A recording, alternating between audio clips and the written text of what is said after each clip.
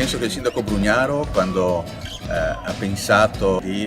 far partire quest'anno il Salone Nautico, l'ha pensato non solo nell'ottica di dire creiamo un evento, è quello di portare un evento che è un eco internazionale in un ambito della città come quello dell'Arsenale, che oggi è limitato nei suoi accessi. Quindi vuole far portare l'interesse, vuole farlo conoscere non solo alle persone che vivono quotidianamente questa città, ma portarlo anche alla conoscenza di tutti. Il Salone Nautico quindi è un'occasione di visibilità dell'Arsenale, non è solo un evento per la nautica,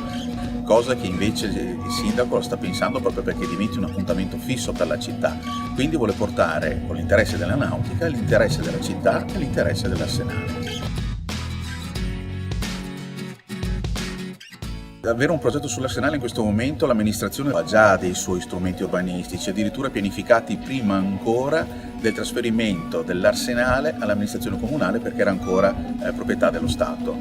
Quelle condizioni del 2003 nel 2019 sono completamente cambiate, è cambiato il mondo, sono cambiate le esigenze, sono cambiate tantissime cose.